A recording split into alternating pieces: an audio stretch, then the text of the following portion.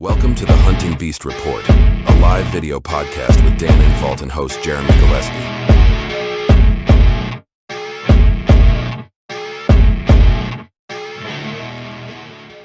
Today's podcast is brought to you by Stealth Outdoors. The off-season's a great time to rehab your gear, so head on over to Stealth Outdoors at www.stealthoutdoors.com to pick up some climbing stick wraps, cam buckle covers, platform cable wraps, or stealth strip rolls for all of your miscellaneous silencing needs. Today's show is also made possible by Hunting Beast Gear, innovators in mobile hunting gear and the designers of the Beast Sticks and Beast Stand. Check out the latest products at www.huntingbeastgear.com. And now, on to the podcast. All right, we're live. Dan, Ashley, how you guys doing? Great. Good. I want to give a shout out. We got a bunch of members on today. Tony Francis, Wisconsin bow hunter, MKEMM, Justin Tanner, who is always here. What's up, Justin? Brian Griggs, Jim Funk, and the Hunting Factor. I'm sure we'll have more hop on, but hope everyone's doing well tonight. Yeah, so Dan, catch us up. You had a busy weekend. You look like you're wearing it a little bit today. What? How'd the show go over the weekend? Tell us how that went. The show was pretty good. I mean, that's a real specific crowd, to mobile hunting. So it's good to get everybody together and see what everybody's working on and talk to all the other guys in the mobile world and, compare notes. Everybody's real friendly. It's kind of fun. Everybody gets to test the equipment and stuff. It was a great show. It's a small crowd, real small, but focused group. So, like everybody there mobile hunts. So it was pretty cool. We got stuck in traffic jams all the way home. So that kind of sucked. We had a pizza party with members of the paid channel. That was fun. Kind of went a little fast, though. Didn't really get to chat with everybody as much as I'd like to. But it was fun. Pizza was really good. You should have saw how fast the guy made it. It was unbelievable. We ordered the stuff and he had it out in like 5 minutes. How do you make a pizza that fast?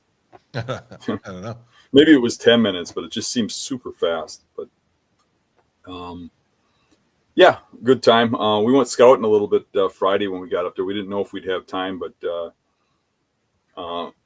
me and Eric and Jerry left in the middle of the night to get through Chicago and got up there pretty early and went and hit a public swamp and ended up getting soaked really bad and we're having to run back and change and stuff before we went to the show, but we had a good time.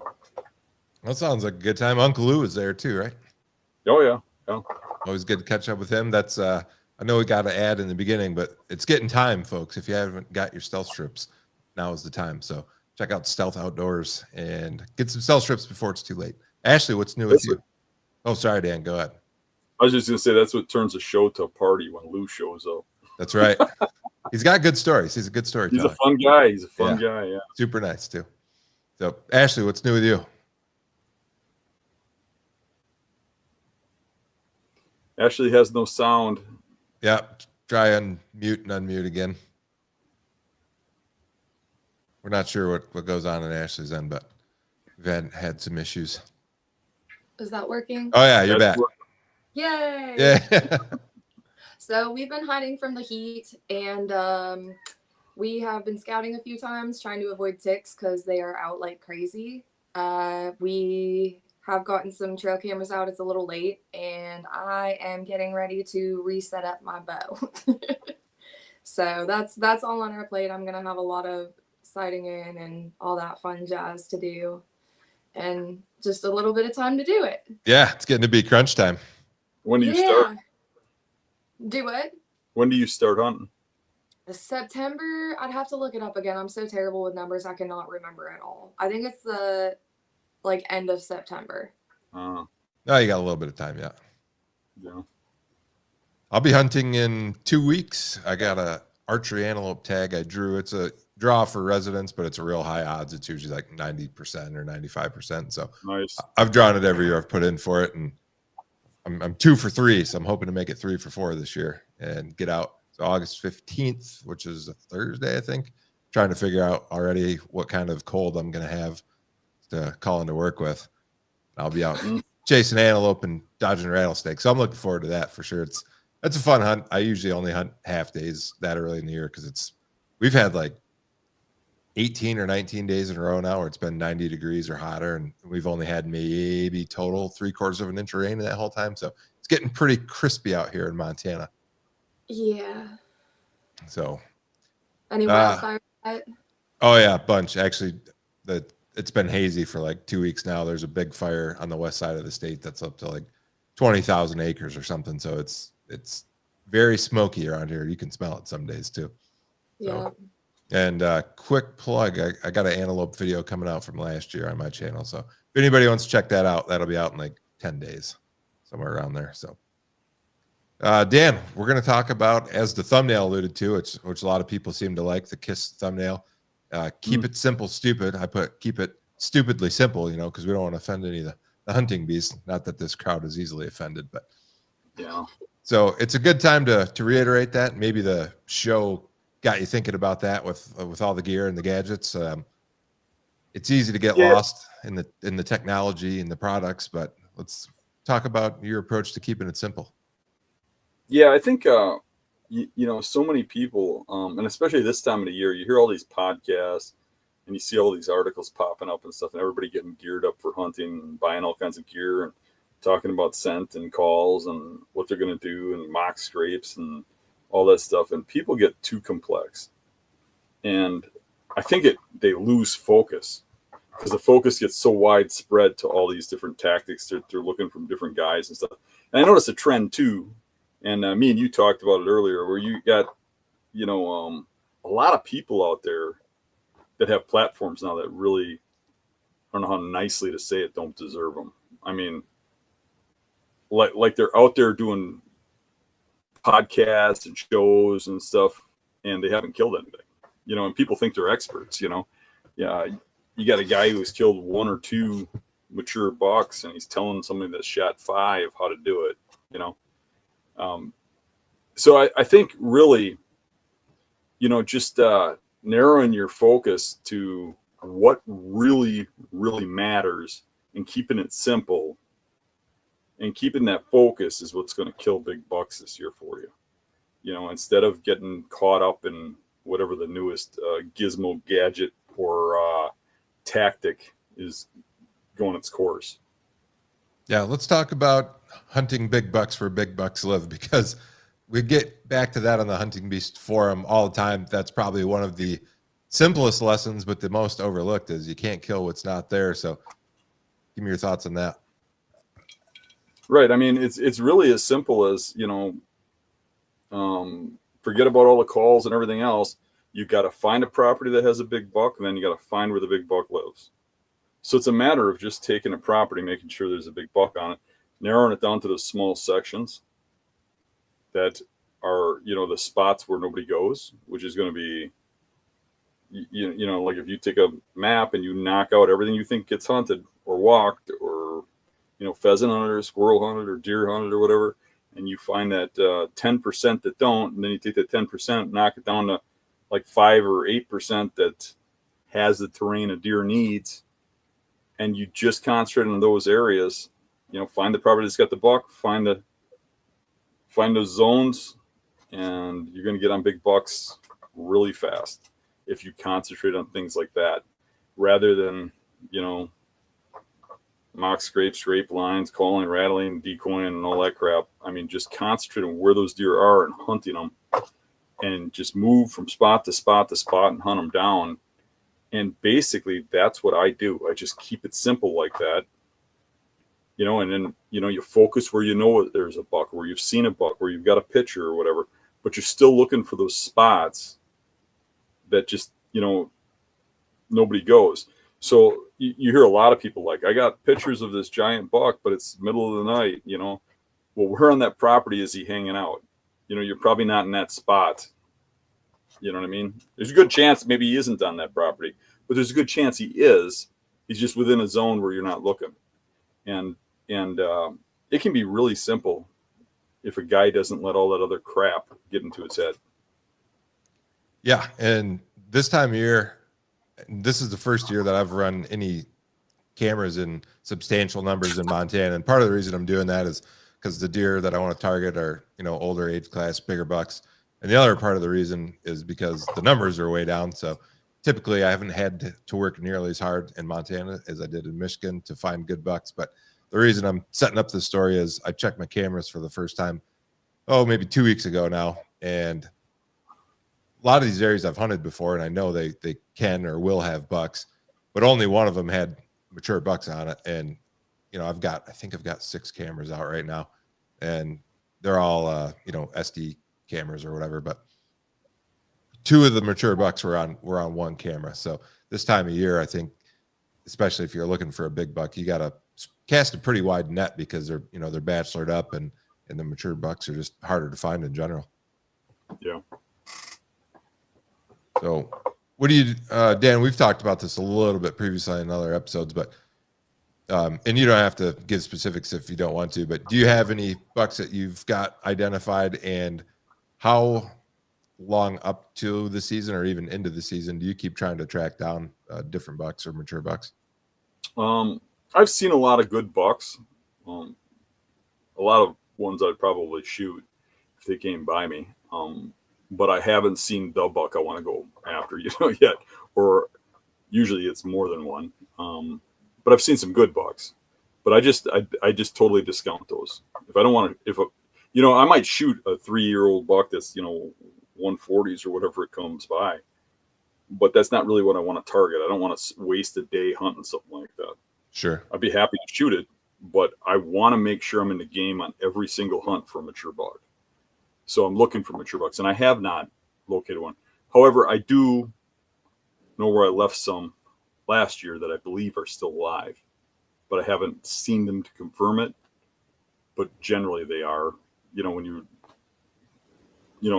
stop going after them in January or whatever, which I was tagged out, but other people around me weren't, so I was helping. So I know that those deer were alive at the end of the season. So that's kind of, I'm still looking, getting out glassing when I can and stuff, but doing weekend shows and all that crap is putting a damper on my time to go glassing. Video podcast, your own videos. They probably want you to show up to work once in a while still too, I imagine. I know they got no understanding. They think I got to be there at least once or twice a week. Yeah. So it kind of sucks, but. And I saw you had a post semi recently. It was your anniversary. And for people that don't know, back in the Hunting Beast forum, I don't know when you posted this, Dan, but it was several years ago, 7, 8, 9 years ago. I don't know. You posted about taking Carol out for anniversary, and you bought her a bottle of juice, and that always cracked me up. So probably had to get out to get Carol a bottle of juice too. Yeah. Yeah. So yeah, happy anniversary, Dan. How many years now? 37, I believe. Yeah, well, I was gonna say, I hope she's not there. I'm not getting you in trouble right now, am I? You don't know the number. She's gonna. It might be 38. Yeah, I think I don't have enough fingers. Yeah. Good thing she doesn't watch the podcast, right? That's right. Yeah, she's probably listening in the next room. One of the other things I want to talk to you about, Dan, and this keep it simple, back to basics, was the wind. And for people that didn't watch the episode 41, I think, with Joe Elsinger, who emerged from the shadows, which was very nice for Joe to come on the show. He had a few interesting points about the wind and, when it's hot, north-facing slopes, things like that. So give me some of your thoughts on what people do wrong with the wind, or what are some overlooked things that people don't realize or fail to do? I think we've talked about like just off winds and stuff, and I think a lot of people think that deer, always go into the wind or always go downwind or whatever when they're leaving bedding, and it just ain't true. The only thing that comes close to that is in the morning when they circle into bedding, like to smell it from downwind before they do. But in the evening when they leave, which is when I usually target them, they just come out of those bedding areas. And really what matters with the wind, with bedding areas, is that it's the wind that they'll bed there on, not necessarily how they're going to come out or whatever. If you're in swamps and stuff, that's usually the bedding area has beds for all the winds, and they'll be there or somewhere really close to the, like they'll have a bunch of beds that are within a an acre to 5 acre spot based on the wind, and they're still going to come out the exit. It's still going to give you a shot. And regardless of whether the wind's in your face or to your back or to your side, they're still going to come out with enough daylight to shoot them if you're within that range. If you're just at the edge of their sight, sound, and hearing, you're still going to get that shot if they come out. So I wouldn't really worry too much about what the wind's doing as long as you can sit there without them busting you from the thermals or the wind.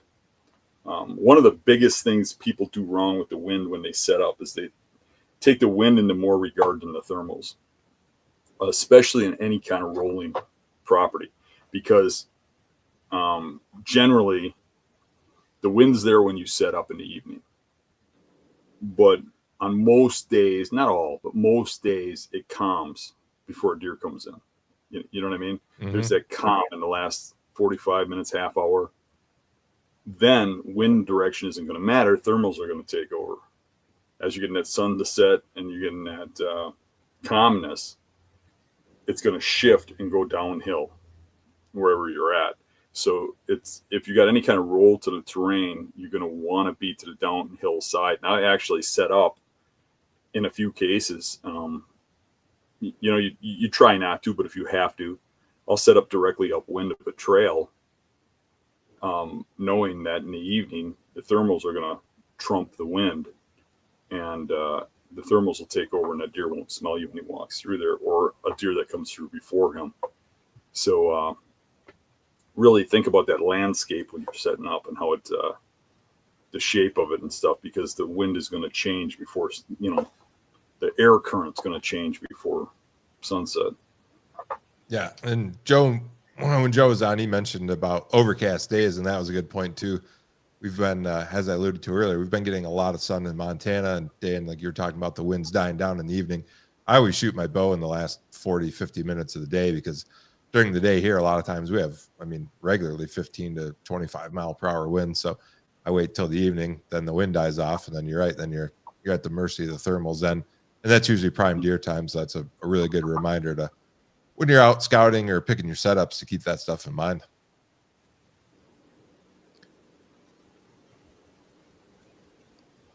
Let's talk about, while we're talking about Joe Elsinger, Dan, I see you out a lot in blue jeans and flannels and stuff, and that goes along with the keeping it simple. And I think sometimes people see that and think you're doing it like a flex or something, but that goes more to, in my opinion, first time sits, and what you talk about a lot. Deer don't expect you there. So is that why you can get away without the camo? All you have to do is blend in. If we get a open trees and stuff that there's no leaves, I'll wear camo, especially like late season. Late season, I'm usually wearing some sort of camo, but flannel blends in just like camo. If you wear the colors to the bark and stuff, that blends in. I do not like faded blue jeans. Faded blue jeans, I think, glow. Deer seem to catch that. Must have a high UV light or something. But otherwise, early season, you can wear just about anything up in the leaves. It's more about being comfortable and having clothes that work. I still want to blend in, and I still don't want to be noticed by people. But I kind of like to wear the same clothes when I'm scouting and then go out hunting. And when I'm scouting, I don't want necessarily somebody to know I'm scouting. I would rather they think that I'm out just walking. Yeah. I don't know, maybe that's a paranoia, but I just don't like it. I can't cite the article, so don't ask me to, but I remember distinctly on more than one occasion reading an article that deer, they don't have full color vision like people, but for some reason they're more sensitive to blue and blue wavelengths. So it would make sense that blue jeans, or faded blue jeans specifically, would not be the best. So you don't see a lot of blue and camo. That's probably for a reason. Right. Yeah. Well, Steve Denoyer in the chat said, I've heard deer see blue. Thoughts? So yeah. And Jimbo Slice says, I've read the same article. So yeah, avoid blue. What's funny is, you only see testing on things like that when it's something that'll make a company money. Like they'll test something to, like on scent control or something, to prove the product works, and then it's bias testing. But it would be really cool to see a test of like put something like color schemes of a body like a mannequin on trails that deer are going to walk by and filming the reactions. Yeah. Speaking of scent control, Dan, you sent me a pretty interesting article. I don't know if that was today or yesterday, but I'll pull that up, and it goes along with how amazing the nose of animals are. And the article is "Can Dogs Detect Cancer?" So, what'd you get out of this when you read it? So that's not the only article. I mean, if you search cancer dogs, thousands of articles come up. It's crazy. I just pulled one of them and sent it to you, and I didn't even look for the best one. But basically, reading some of these articles, I mean, I got this from actually, crap. I can't think of his name, but one of the guys, the guy from Texas on our website, Dave Toms? Dave Toms, yes. Yeah. I saw an old post of his, and he said something about scent control. He said, that ain't nothing. Dogs can smell cancer. And I'm like, what? So I Googled it. Yeah. And I started coming up with all this stuff. And it's crazy. They'll have a dog smell your breath or your urine, and it'll if it's trained, it can react and let them know if you're getting the starting of cancer. They can smell brain cancer. It's liver cancer, breast cancer, lung cancer from your breath. It's crazy. It is crazy. It says right here, depending on the type of cancer, dogs are able to detect VOCs, volatile organic compounds, through skin, breath, urine, feces, or sweat. It says dogs can detect these odor signatures, and with training, alert people to their presence.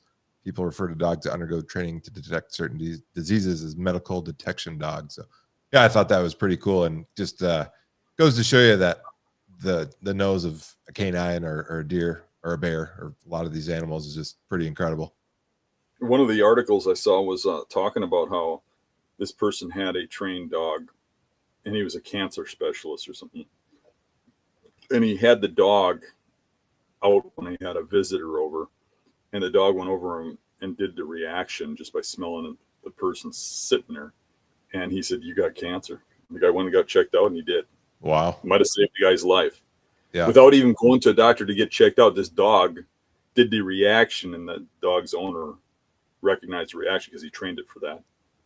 And the guy was just there visiting, and they detected that the guy had the start of cancer, and just because the dog reacted. And dogs don't smell anywhere near as good as a deer. Think about that. Yeah, pretty incredible. I read a tracking book. So I had a German Shepherd. It's been several years now, but I got it in 2009. It must have been. And I was trying to train it to track for a while, so I read a couple books on it. One of them was Tracking Dog, I think it's called, by Glenn Johnson. Great book. If anybody's interested in scent control or understanding how animals smell, the book goes through a lot of how Glenn trained his dogs and also what they could and they couldn't do. And honestly, that kind of changed my thoughts way back before I even joined the hunting beast about scent. And one of the things that I picked up from the book, and we kind of talked about it with Shane Simpson, was that hot and dry conditions are the hardest for animals to scent, and especially if there's no vegetation. So the worst conditions would be, concrete 20-mile-per-hour wind on a 100-degree day, because there's nothing for the scent to stick to. It evaporates easy, and the wind blows it around. So the concentration goes down real quick. And like Shane was talking about in that episode, we had him on how dew can kind of reinvigorate the scent, or a little bit of moisture. You get a downpour, 2 inches of rain, well, sure, that'll wash it away. But I think a lot of people think, it's deteriorates faster than it really does, or that water has a bigger effect on it. So kind of interesting. For many years, I mean, if you look at some of my old stuff, like the beginning of Hunting Beast, I believed rain washed your scent away. Over time, I learned and have accepted, and mostly through dogs, watching dogs work and stuff, that, like you said, a little water doesn't wash a little away. It makes it stronger. Especially if you think in the woods, you got a canopy over the top. Even if you get a heavy rainfall, that rain ain't hitting everything. There's backsides of trees and stuff, and you still have scent that stays there. It might not be the kind that a dog can follow, but there's still going to be scent pockets there, and you're still going to be detected that you have been there. What about humid days, Dan? Because I can think back to some of the times that I've been busted where I thought maybe I had the wind or the wind was kind of marginally in my favor, but on humid days, it seems like I always got busted so much more. Well, it's humid right now, and I can smell myself. Yeah, I mean you are part deer. I These days, showered so. today.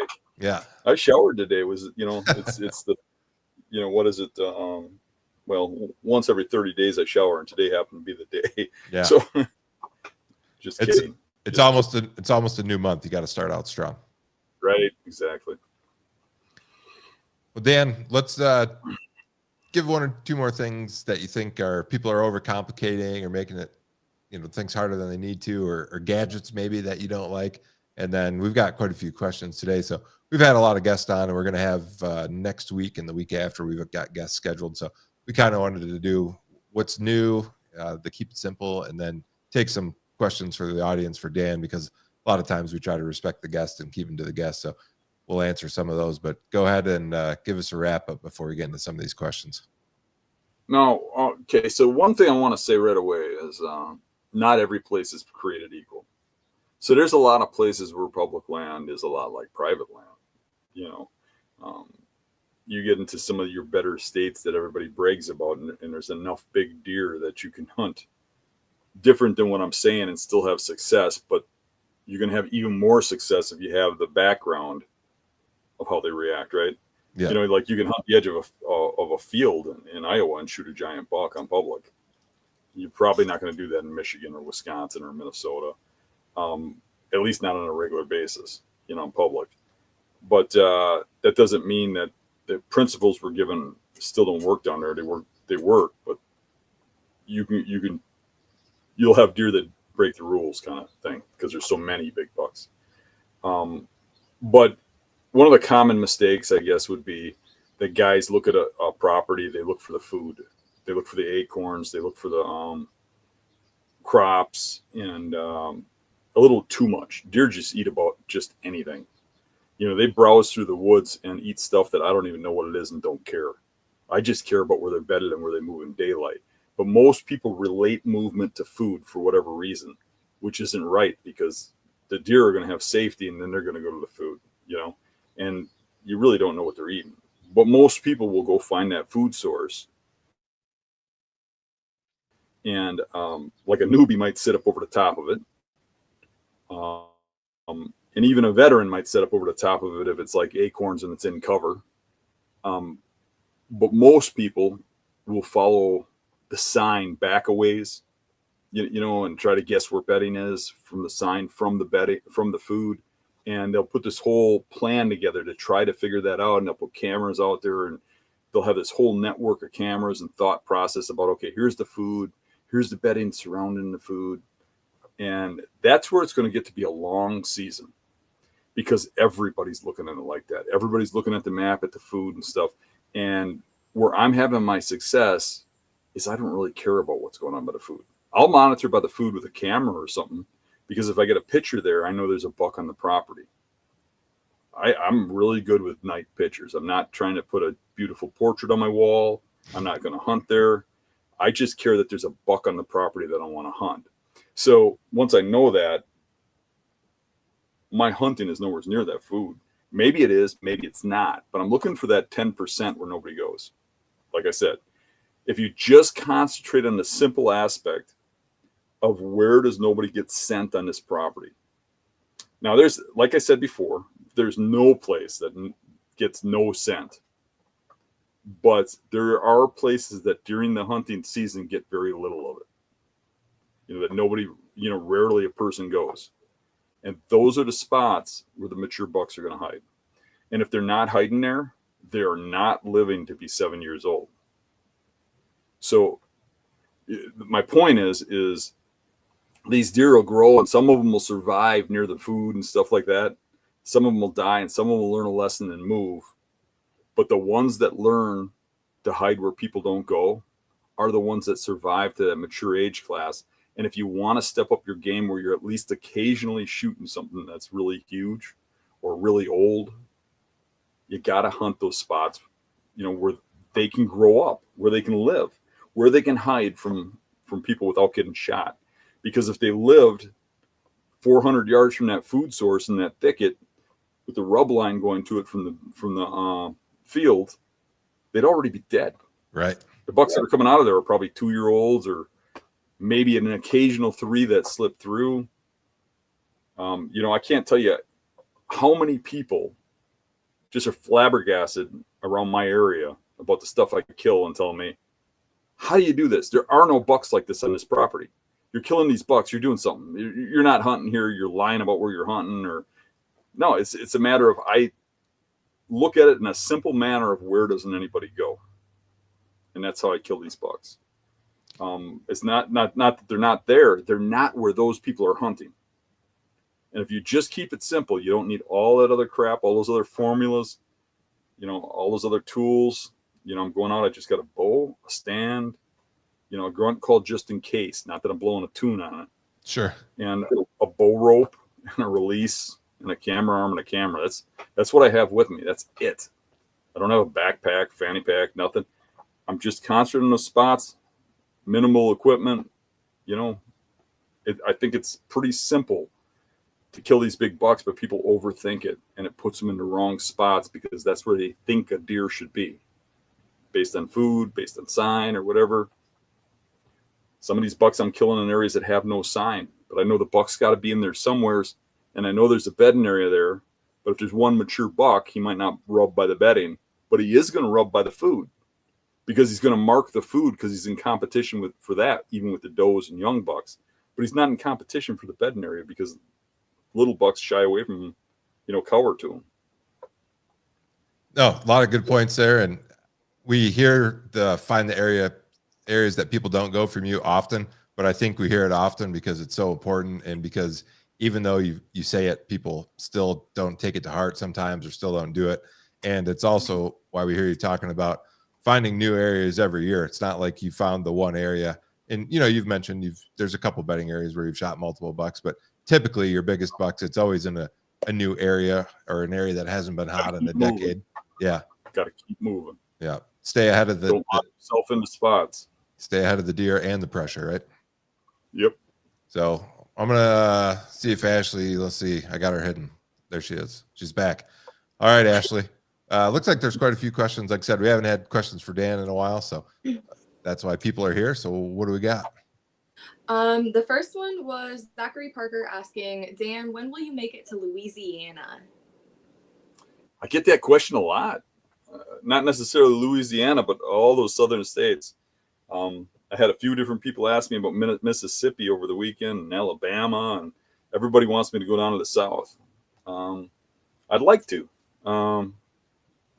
It's just so much to do in so little time. But I think it would be fun. I like those hard places. And I think literally a place like Louisiana would be a hard hunt. I think they got a lot longer growing season. They're thicker. It's a nasty area. Those deer have more hiding spots. It would be hard and difficult and right up my alley. I like that. I like hard hunts. You can lash 2 water moccasins together and use them for reins on an alligator or something to get into your spots there. That's what I imagine. Right. Yeah. Yeah. Steve Denoyer said, Dan, do you use a spotting scope when summer scouting? And if so, what power? I don't. I usually use a 10 by 50 binoculars. I do. You by the You're best, a little more open terrain though. Yeah. I'm not as open terrain as you are. Yeah. I use one, and I'd say on spotting scope specifically, like a mid-level binocular is still pretty solid. You really do notice the difference between a budget and a higher end spotting scope because the glass is bigger. You got 85 millimeter lens like on the bigger spotters, and to grind that big of a lens accurately takes better machinery, and that's what you're paying for. So if you're going to consider getting one, wait until you can afford at least a mid-tier one, which I would say mid-tier is like $600-700. And I know that's not cheap. I'm just saying in the level of spotting scopes, you have like $100 ones, and you've got $500 to $700, and then you've got like $1,500 and above. So I would say for spotting scopes, mid-tier ones, I wouldn't personally buy anything below that, even if I had to wait a year. to save up the money to get it, because they're just the nicer ones are so much nicer. So I use a Vortex, but any of the top brands are good. Leopold. I mean, if you got all the money, buy Swarovski or Miata or something like that. Right. But that's not very many people. So That's a. Go ahead, Ashley. Oh, I was just gonna say I'd spot and scope my way right into a bush. There's literally nowhere here that you could use a spotting scope. Yeah, it's kind of like that. You can hear in some cases, but usually the binoculars do me just fine.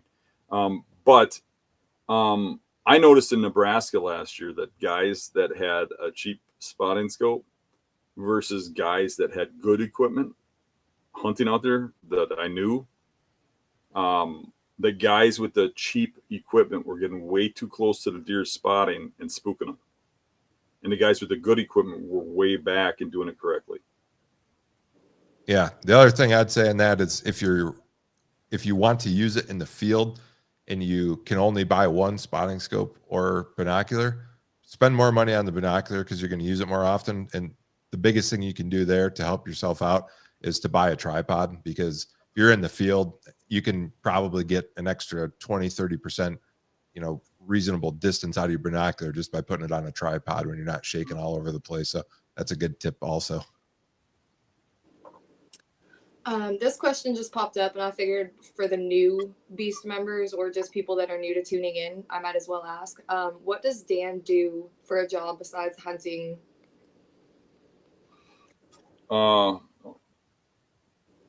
Male gigolo. No,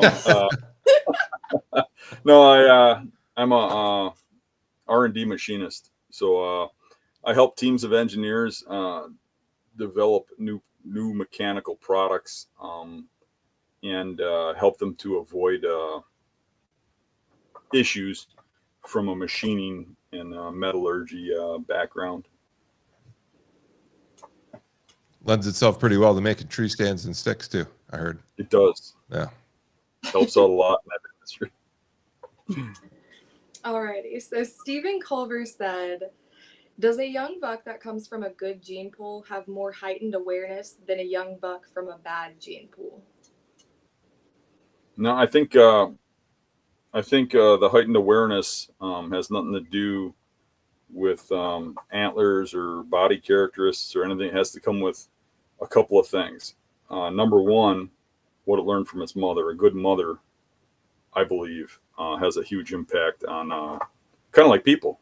A good mother has a huge impact on how the fawn is raised and how it's aware of its surroundings by teaching it when there's danger. But the mother only has a fraction to do with it. I think world experiences is the big thing. For instance, I've been fortunate enough to help people with managed land, help them manage their land, and even hunt some of those lands on occasion.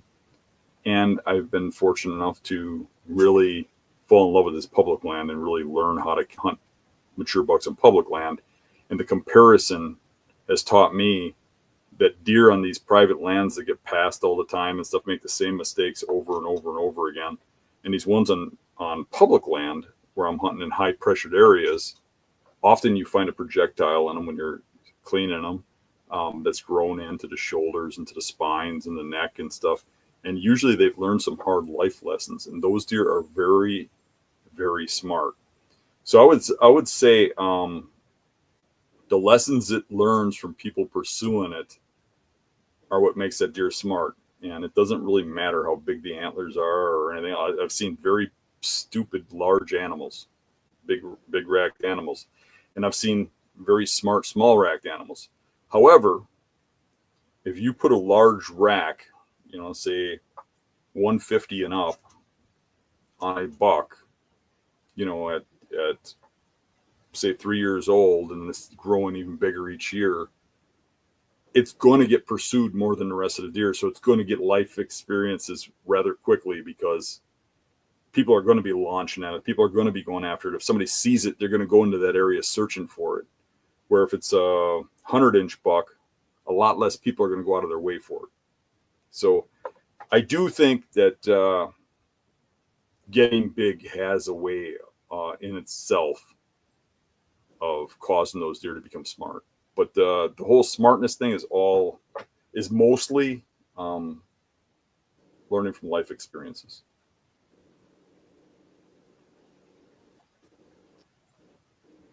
All right, next question is from Matthew Witcher. He said, "Hey Dan, if you're hunting a certain buck, how far back from the bedding, assuming you know it's one of his major beds, are you staying back from it?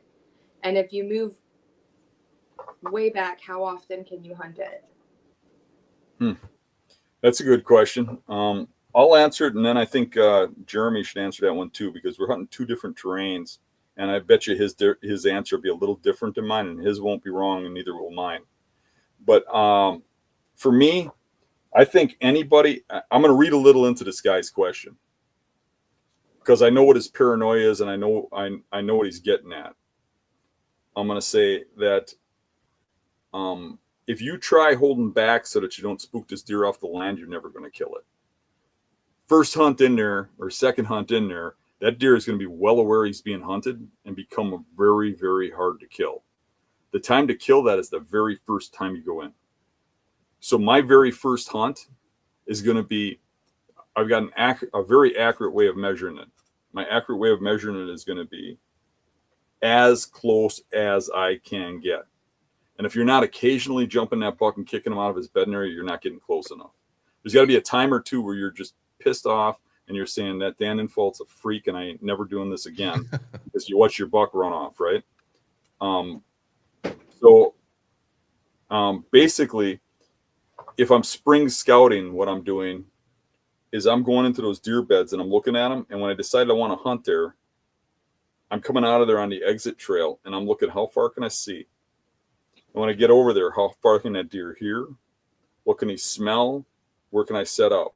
So I want to be just barely out of sight, sound, and hearing. And that's where I'm setting up. And, in swamps, a lot of times that's 50, 75 yards. A lot of times in more open woods like hill country that's a little more open, I might be 200 yards back, which is not ideal. But the factor is as close as I can be. And my point earlier was I'd be willing to bet in Montana, and I don't know this for a fact, but I would think in Montana where Jeremy is hunting, he's probably further back than me because of a little slightly more open terrain. Yeah, I would agree. I'll go back to Michigan real quick, and I'd be curious if this has ever happened to you, Dan. So hunted a lot of thick stuff, swamps and marshes and stuff in Michigan. And to your point about get as close as you can be and jump the deer once in a while, I can think back to at least 5 or 6 times where I got to the tree, was setting up, and maybe I bumped a stick or something like, putting up my third stick or hanging my stand, made a little noise. And I've actually had deer come in like, 3 p.m. and investigate because I was close enough where I was in the zone, but then I screwed up and then the deer came out. They see ya, and I've been caught multiple times on the side of a tree with stand in my hand or stand on the ground, and deer, they catch you, and then that's game over. So I think the mindset, like when you are getting that close to really, we've talked about this before too, but like to really be a predator, take your time, get in there, make sure you're doing everything properly. And one of the things I messed up on early a lot when I was going to full mobile hunting is I just hadn't practiced enough, right? I was clumsy with my setup. Dan, you talk about a lot. You have you keep it simple, but the things you do take, they're always in the same pocket. They're in the same area. You've got a routine, and that just comes with time, but that's a good thing to be practicing right now. If you haven't, shake the rust off before the season comes in.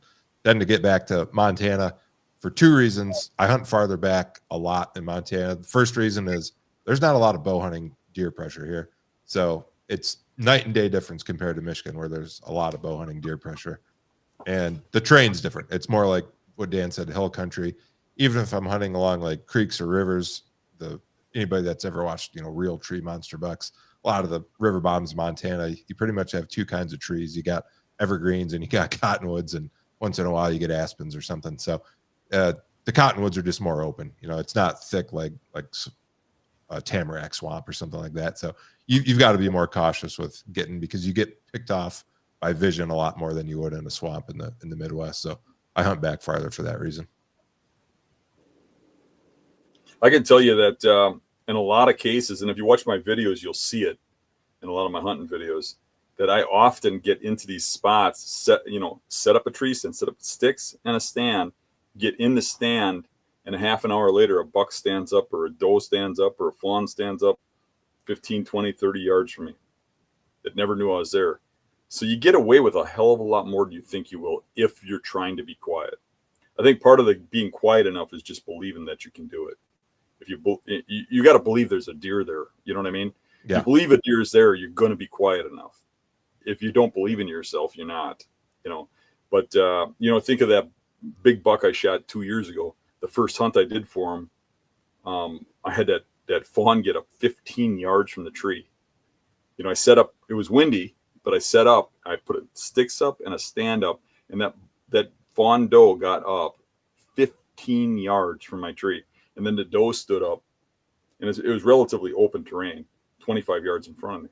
And neither of them had any clue that I had just walked into their bedroom and set up that stand. Yeah. And to that point, now out west, I do a lot of spot and stock hunting. And I'll be honest with myself, and there's probably a lot of people watching that'll be honest with themselves, or should be. If you see a deer that you want to shoot and you're trying to stalk in on it, how careful are you being? I mean, you're being super careful. How often do you take that same care getting into your tree stand set? Right. I've been guilty of it myself. I know all my friends have, where you're in a hurry to get out there to get set up, or Dan, you talk about all the time, you're wound up from the day and you haven't taken the time to wind down and get in the hunting mindset. You get out there and your hunt's over before you get started. And I would go beyond that to say, even if you don't quite hunt the way that I hunt or Jeremy hunts, maybe you've got some stands that you want to hunt, or a rut stand or something like that, I would still be very cautious about getting into that stand and how I went into it, because I would say the majority of deer that are shot, people don't even know it, but they actually, if it was a big buck, were a lot closer to the bedding than they realize. Most of the time, I don't think those deer went far before you shot them in daylight. Yeah, I believe that too. Alrighty, next question is from Jay Bizzle. He said, when you're aware of a target animal, when do you go in for the kill? I feel like that kind of ties in with the last one a little bit. Yeah, that is an interesting question.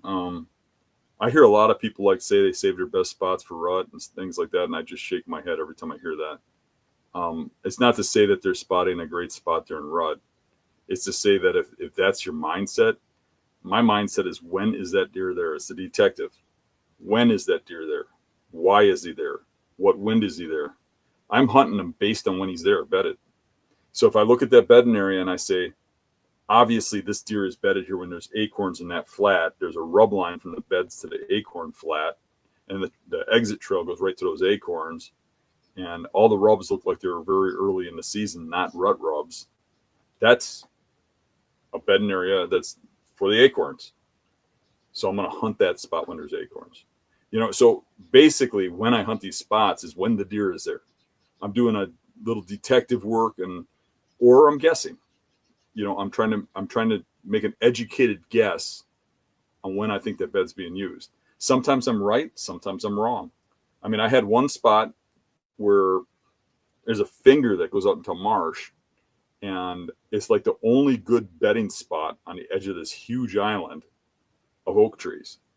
And the whole island is covered in rubs and stuff, and people just scatter all over the place, and nobody goes by this little finger. And you just see the rub line coming out of that point and all the beds on the point. And I figure, when there's acorns dropping, those bucks are bedded there. And what I would see would be on acorn years, the rubs would come out of that mouth up into the oaks, and on non-acorn years, they wouldn't. There'd be a couple, but not like on an acorn year. And what was interesting is I was right.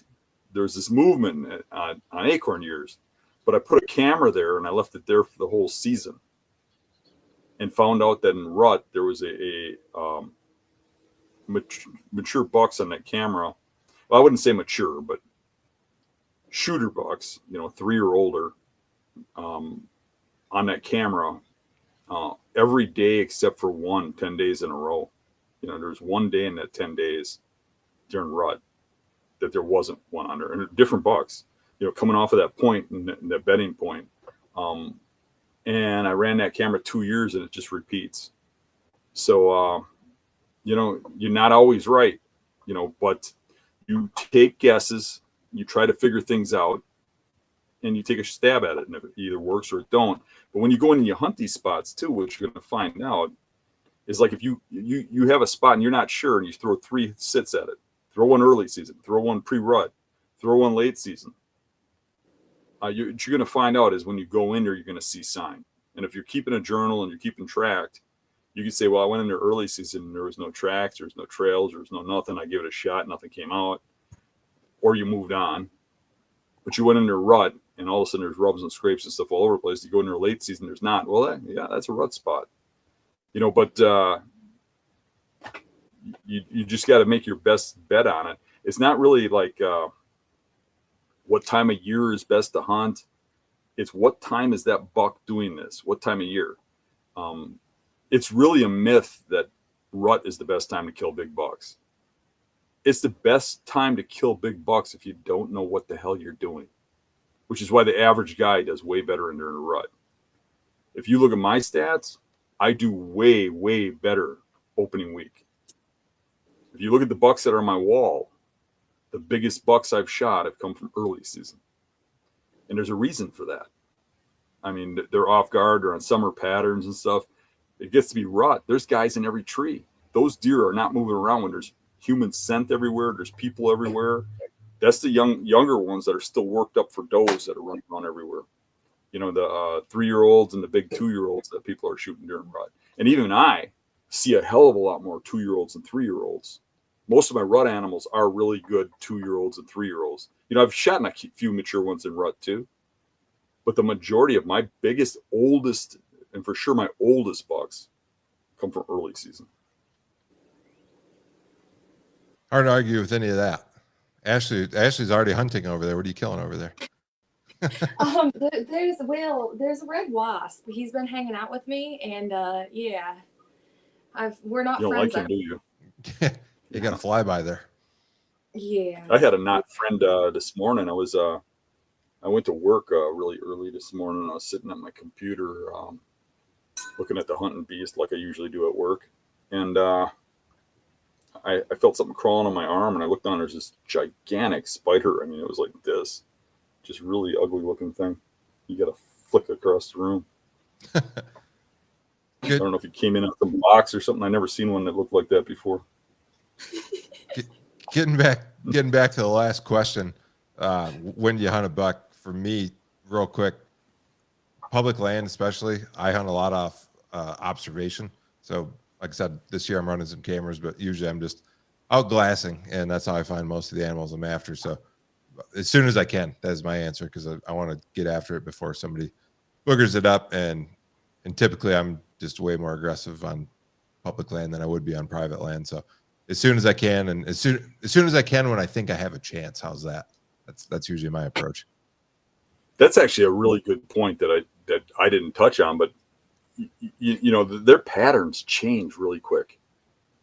If you think about the season and how fast things change during the season, 1 week to the next with leaf drop, with different crops, with acorns coming and going, and all that stuff happens pretty rapidly, and every week it changes dramatically, and those bedding areas change dramatically. When you have a deer on a pattern, you need to go after it. When you know one's in there, you need to go after it. And I would think in Montana, early season's really good for a guy like you, because you're out glassing and stuff. So you got a good idea of what fields they are in and stuff. And you still have summer patterns. Yeah. When you open up, it's still pretty hot. So I would imagine you have a pretty good crack at shooting one. Yeah. If you do your homework, the first 3-4 days of the season, like that, I agree with Dan. That's the best time all year to shoot a really good buck. And if you do your homework and you play your cards right, they got no idea usually. So. Alrighty, next question is from Justin Tanner. He said, Dan, your opinions on bucks in hills with no food crops within miles. Do they live in the hills and use trees and browse for main food, or do they travel miles for food? It's a little bit of both. They can be traveling miles to food, usually not miles, but they will go a mile or maybe even two to get to a crop field, but they're going to feed the whole way. But most of the time, they're just feeding within those woods, unless it's a really mature forest. Then there's a little less food, and then they're going to be traveling. They're still going to be browsing. But most of the time, there's some cuts. There's some areas that are thicker and stuff. And those deer really care about those crops a lot less than people think. They eat browse a lot more than people realize. Around here, you notice that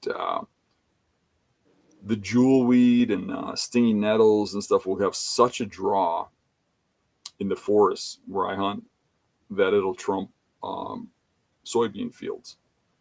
And everybody thinks soybeans are the big ticket, but those bucks, a lot of them will just be sitting in those two types of plants quite a bit heavy right before they go into the fields. There's a lot of plants you don't even know that they eat. They eat mushrooms, they eat mosses. The list of plants that a deer eats is incredible. It would be easier to list what they don't eat. And a lot of people don't get that. I mean, everybody focuses so hard on crops. And they're really not all that important. Yeah. Well, I actually was looking for the next question. I mean, when we had Bronson on, people haven't went and looked at that study. They talk about visits to food plots, and he said the majority of their bucks were 3.5 years or older. They had a few 2-year-olds, but deer you'd likely be targeting, or age classes you'd be targeting. And the majority of the visits to food plots are, very, very last light, or the vast majority are at dark. So I think the crops in the Midwest are pretty much the same way. Mm-hmm. Alrighty, so next question is from The Hunting Factor. He said, Dan, when are you going to catch a deer by hand? And if you do, can you please get it on video? I did when I was younger. I caught one, and I caught a doe. I jumped on it in the swamp. I saw it bedded. But I don't think I have that desire in me anymore to go tackle deer or fight deer. I think I'd rather just hunt them. But when I was young, I was pretty much a wild man. Yeah, like I said, Carol tamed you. I don't think we would know the Dan Infalt if it weren't for Carol. Yeah, she took the feral man out of existence. All right, last question I had wrote down, I know there's a couple more in the comments section, was from Zerntal. And he said, how would you hunt bottomland hardwoods early season? I would probably concentrate on the thick areas. I'd probably concentrate on river bottoms, oxbows, transitions where it gets low enough into floodplains where it turns from trees to grass. I'd look at the shapes of the trees for islands in the grass, things like that. And I'd look for areas I think those deer are. I'd probably walk the transition, look for trails coming in and out of the river bottoms into the hardwoods, and try to follow them back and find where those deer are bedding and hunt them. One problem I've had in a lot of the river bottoms, like Wisconsin river bottoms, I've hunted quite a bit. The one thing that would throw me off would be when they flooded. Because the flooding would be so intense and the flow of the water would be so intense that it would change the bedding. But what you do notice is the consistent spots were elevations, either the lowest or the highest spots out of water would consistently hold the bucks. So when you look at relatively flat land, those are the two factors. And if you look at those two factors, generally those two factors do have a difference, like an edge. You know what I mean? They have the highest spots have an edge and the lowest spots have an edge. But following that edge is usually how you find the best spots. And generally, it's going to be subtle, but the highest and lowest elevations. So if you're looking out there and you're in that woods or whatever, you can get to kind of place where it's openish or high, if you can see a spot where the trees are a little higher, or you can see a spot where it's like open and there's, brushier stuff, you get into dogwood or anything like that along the river bottoms, and it's going to probably hold deer. And then you just got to kind of perimeter it and look and see if there's rubs or scrapes and stuff coming out of it, or historical ones showing you that there's a flow of deer through there year after year. But rubs and scrapes themselves do you no good. The last thing I want to do is just wander around through the river bottom and find a bunch of scrapes or a bunch of rubs or a cluster of rubs. What does that matter to me if they don't move there in daylight? They move in daylight near their bedding, so I want to follow that stuff back until it's hitting those brushy points. And a lot of times when it's actually river bottom, if that's what he's talking about, a lot of times those trails are going in towards the river, and if it's a larger river, they're not going through the river very often. And if it's heavy sign going to that river, pretty good chance they're between you and that river. So if you get within a certain range of it, you're going to figure those deer are going to get up and come out that way. Dan, we got another one here from Brian Griggs. Says, Dan, with having so many places scouted to hunt, how do you decide which one to hunt first? I called Jeremy and I asked him. Yeah. No, I kind of prioritize them. So I'm going to prioritize my bedding areas as in early season. Where do I think these deer are bedded? Okay, which bedding spots? And I'm going to organize them per property. And if I have bucks I am after, I'm going to prioritize them towards bucks. And I'm already going to have a pretty good idea where I want to be day one. Doesn't mean I'm going to end up there because the wind might not be right or something like that. But I'm going to hunt these areas down in an order of best to worst, categorically. And it's going to be based on my journal of best to worst for that week of the year. Because like I said, there's a 2-week pattern when these deer are bedding in certain areas. And I'm going to try and hit those patterns. So all my spots are categorized on when I think that deer's bedding there, why I think he's bedding there. So an area where that deer's bedding there opening week because of acorns. If there's no acorns, I'm not hunting there, right? But I'm going to categorize these and just hunt them down. If it's a specific buck, I might be hunting in a little bit worse area. Maybe that I don't know as well as one over here, but that buck has a priority to me. So that's how I'm doing it. How are you doing it, Jeremy? My approach out here is a little different because I rely so much, like I said, on glassing. I've got areas that I've scouted or hunted in the past where I've had encounters, and I do keep notes of that. So I'm pretty diligent on my either notebook or my scouting apps of anytime I have an encounter. I make a note or a waypoint and just the main stuff, the date, what the action was like, when. Just I don't go crazy, but I do keep notes because I hunt all over the place in a lot of different states. But what I usually do is I'll cycle through those areas. So if I don't have something glassed up already, typically when the season opens, I do. So I'll hit those areas first and either kill something or burn it up. And then same thing. I'll go to the next area where I've either got something that I already know is in the area, or when I run out of those, then I cycle through areas I've had past success in. And when I do glass something up or have an encounter, as long as I don't think I've buggered it, I try to stay in that area. And I probably hunt. And when I say this, I hunt from the ground a lot out here, like a lot more, just because a lot of these areas don't have as many trees.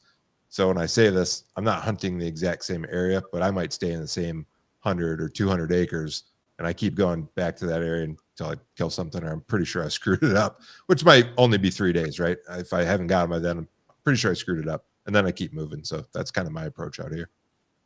I hunted Milk River back in Bayou. That's Milk River's in Montana, for those that don't know. Yeah. Back in the early 90s. And it was a lot different than here, or a lot different than what a lot of people are used to. So it was like open prairie where you could see forever. And like, you don't see any trees for miles, and you're like, where are the whitetails? Yeah. And then you go across this prairie, and all of a sudden it just drops down into a river bottom. You wouldn't know it was there except for you looked at a map, And looking at these river bottoms, you'd see these hillsides that are covered with trees, and it'd be the only trees for an area, and then there'd be a lush field down the bottom near the river, like a clover field or something. And the way to do it was, if you walked over that hill, if you went anywhere near them trees, every deer in there would blow out. But if I sat up there for a day or two and just watch what happened, you watch for the biggest bucks that come out, you watch where they go, because you couldn't hunt the green field either, because if you walked into it, every deer would see you. So you watch where he went, where he got vulnerable, where he got to an edge or whatever, and you'd literally hunt these deer coming into fields in daylight, which is unheard of in a place like Wisconsin or Michigan. But that's how you kill them there. Am I correct there with you? No, that's a great point. And it was funny because the first time I ever hunted in Montana, I was still living in Michigan. I had two buddies that live out here, they're brothers. So I came out as a non-resident in 2017, and I was like chomping at the bit. I couldn't believe how slow we were hunting. I was like, what are we doing? Because that's the thing. You got to glass way more. They're just way more patient. And I didn't understand it at the time, but like what Dan said, I understand it now, because when you screw the area up, you screw it up. So you want to have a real good handle on it. And because there's so much less hunting pressure, you can afford to do that a lot of times. Is you can afford to take a day or two and invest that in glassing, get a good idea where the deer are at, what the pattern is right now, and then make your best crack at it a day or two after that. So yeah, you screw it up in Michigan or Wisconsin, those deer might move a quarter mile or 600 yards. You screw it up in Montana, and they might move 3 miles, because that's the next patch of trees. Yep. All righty. The next question I found. How much time we got for questions, Jeremy? Oh, we can do 2 or 3 more. I got one real quick before you. Brian Grigg says, Ashley, do you hunt with a mobile stand? I do. I have Dan's Raptor. My brain. Platform for the bee stick? Yeah, and then I've got my saddle, and then I have the steps from Bullman, so like it just kind of all goes around the tree. Yep. And there's not too much that sticks out. I still got to work on the Bullman steps and not being so noisy with them, because I'm learning. What is that, like a ring of steps? I was hanging out with the guy that owns Bullman Company over the weekend. He was right next to me. We were shooting the crap, making fun of people and stuff. I said, hey, look at that dude. It's fun to find someone you can make fun of people with. Yeah.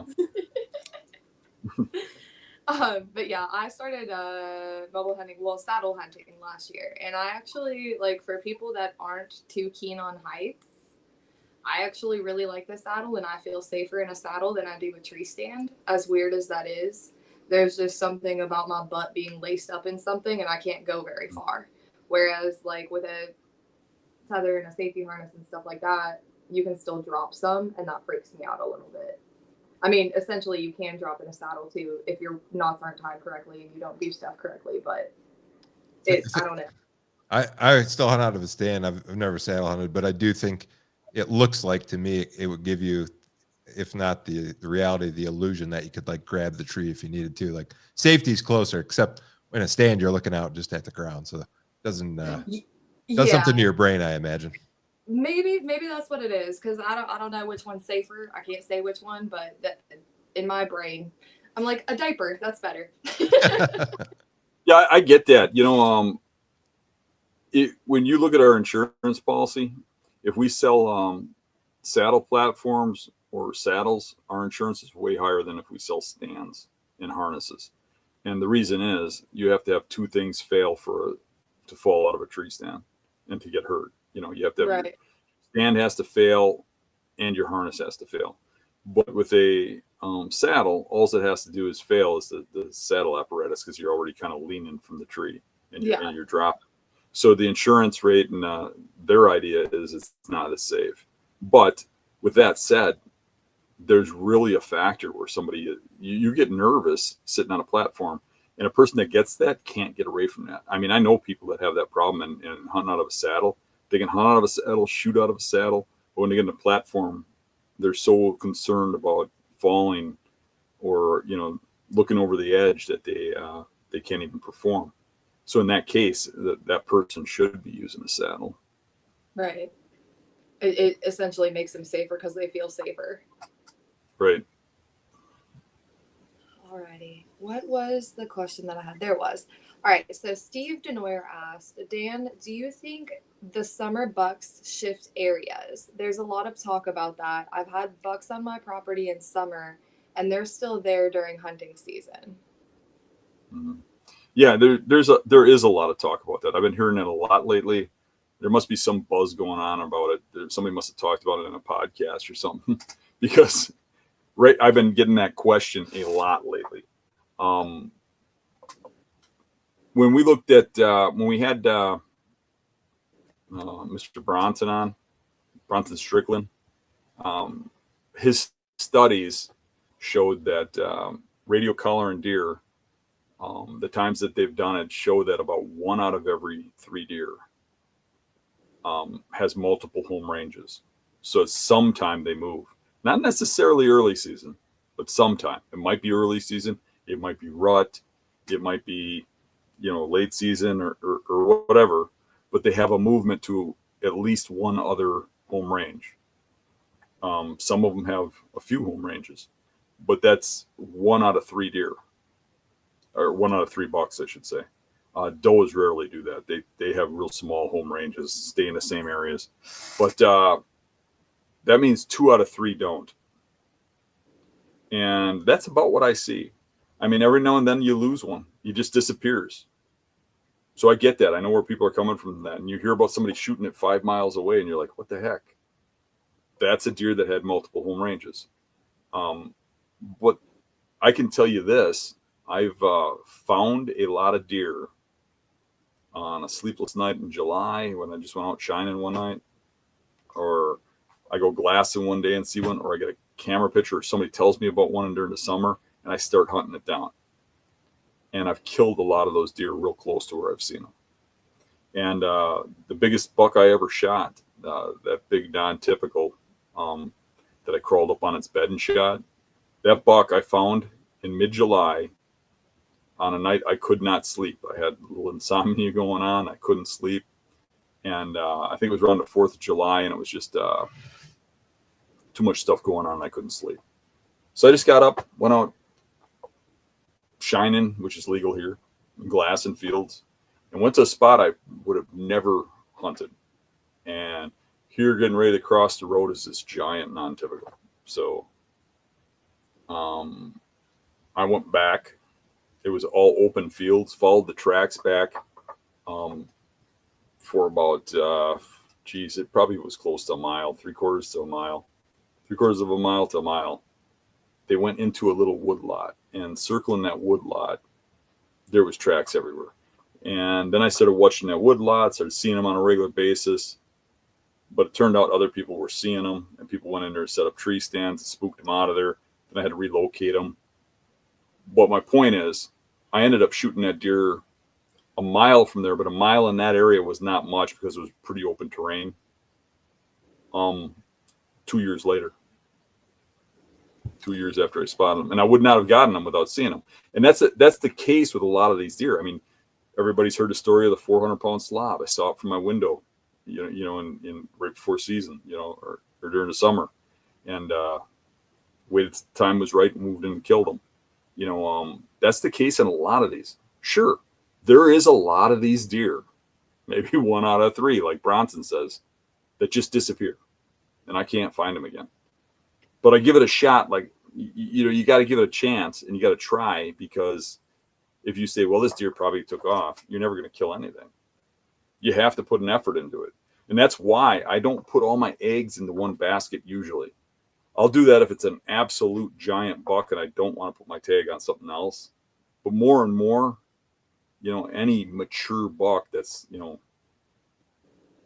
4 or older, I'd be really happy with. It doesn't have to be the highest scoring buck in the world to make me happy. I like the chess game with mature bucks. So I'll have multiples of those to hunt in multiple areas. And that way, if something does disappear or I can't find sign of it, I just move to the next one. Yeah. And Dan, I wanted to add something about they were calling them mobile bucks and sedentary bucks. If people haven't read that study, I read it a couple times getting ready for the podcast with Bronson. The average home range of the sedentary buck was something like 800 acres. So if you're hunting in the Midwest and you're hunting in a place that's sectioned up pretty good, where you've got a lot of 10-acre, 5-acre, 40-acre pieces, just because it disappeared from your cameras or your hunting property doesn't mean it disappeared. It could be half-mile away and you just don't have access to that property. So I think that happens quite a bit too. And especially when guys are real excited about a deer and they're checking their cameras more often and they're out there more often, they send up their property before the season or more during the season. And then it's, it's on the grandmother's, 3 lots down where no one's going back there ever. That's a good point, because that's a lot of people are their own worst enemies. Yeah. All right. Last question, probably. Yeah, let's do last one, then we'll wrap up. David Toms asked, Dan, did you ever go back into that bear bait area? I know you had a giant in that area several years back. Yeah, I go back there every now and then. I think me and Eric were up there this spring. Yeah, we were. We scouted that area this spring and looked for some spots. We couldn't really find too much sign of big bucks, and a lot of the locals were telling us the deer numbers were down. And I didn't find as much sign as I usually find up there. But we did go up there and scout it this year. We didn't really get onto much. Found some bedding areas, but not sign of the types of animals I'd like to hunt. All right. Well, we'll wrap it up there today. We do have some guests scheduled. Dan, can I announce those or no? Sure, go ahead. Okay. So next week, we're going to have Sam Solholt, which a lot of people know from his public land bus videos. If you haven't seen those, great videos. Sam's a big public land advocate. And I don't quote me on this, I could be wrong. I think he's the person that originally came out with like the public land owner t-shirt, which is pretty cool. And he puts money back towards conservation, does a lot of good stuff like that. So the reason I'm bringing that up is if you have any specific questions you want to ask Sam, leave a comment. And after this live is over, leave a comment on the video and I'll check those out and get some questions for Sam next week. And then 2 weeks from now, I believe, subject to change, but right now it looks like we're going to have Teddy from the THP is going to be on. So that will be exciting as well. He's always an entertaining fellow. So I'm looking forward to that. So yeah, I love Teddy. He's a cool dude. Yeah, same thing. So if you got any questions for Sam or Ted, drop a comment on, wait till the live's over because these ones they're harder to sort through. So leave it on the actual video. We'll do that. And then that's all I had. So I want to say thanks to everyone that tuned in, all the members. And Dan, I'll turn it over to you for closing comments. Yeah, thanks everybody for tuning in. Really appreciate all the support from everybody lately. And thanks, Ashley. Really happy to have her helping out. It's pretty cool of her to do that. Yeah, it's been a big help, making the show run a lot smoother for sure. So thanks from me also. And what was I going to say? I don't know. Anyways, we'll catch everybody next Tuesday, same time for Sam Solholt, and looking forward to it. Catch everybody then. Bye. See ya.